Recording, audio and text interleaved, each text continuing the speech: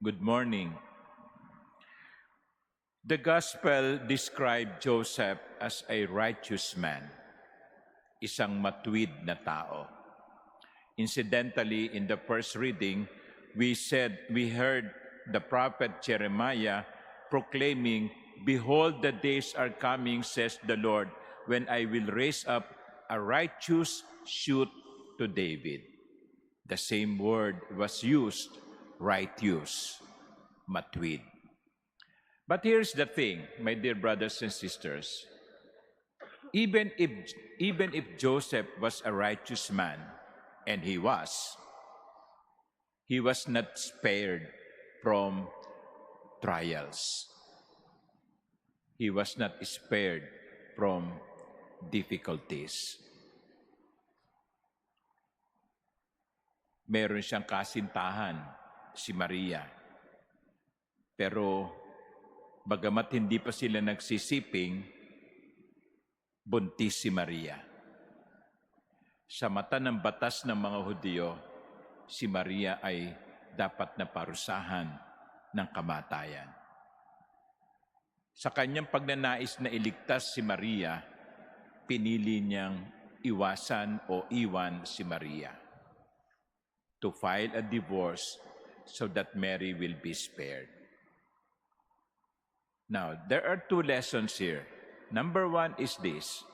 We are being reminded by the life of Joseph that even if we are righteous in the eyes of God, even if we are doing what God wishes, we are not exempt from trials. Kasi kumisan yan na sinasabi natin, bakit ganun? Simba naman ako ng simba. Dasal naman ako ng dasal. Bakit dumadating tong mga ganitong pagsubok sa akin? Bakit ako nagkakasakit? Bakit akong napapahamak? Lord, ang bait-bait ko naman Yan. Siguro ang sagot ng Panginoon sa atin, well, why not? No? Hindi excuse yung pagiging matuwid upang magkaroon tayo ng mga pagsubok sa buhay. Joseph was a righteous man, and yet he was not exempt from trials.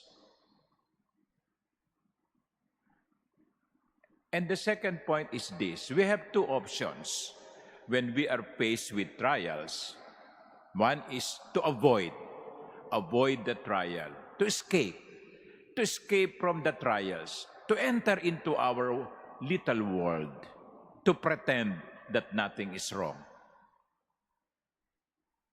Yan ang excuse ng mga winawakasan ang kanilang sariling buhay. I do not blame them, but killing oneself is not the solution. We should not avoid the trials that come our way. Of course, we should not be looking for trials. They will come. But the other option is this, to face the trial with faith in God. Sabi sa Ebanghelyo, no, when Joseph awoke, he did as the angel of the Lord had commanded him and took his wife into his home. His initial decision was to avoid, but later on, he took Mary and embraced the trial, believing that God will not abandon him. Ganon din po tayo mga kapatid. Pag dumarating ang mga pagsubok sa buhay, yakapin natin ito. Taglay ang pagtitiwala na ang Diyos ay kapiling natin at hindi tayo pababayaan. You know, the angel specifically told Joseph, "You will name him Jesus." That will be the name of the child, Jesus. Alam niyo bang ibig sabihin ng Jesus? God saves. That is the meaning of the name. Ang Diyos ay nagliligtas. Sa buhay natin, hindi tayo makaiiwas sa mga pagsubok. Minsan mabigat, minsan kaya, pero sa lahat ng pagkakataon, hinaharap natin ang mga pagsubok na hindi tayo nag-iisa.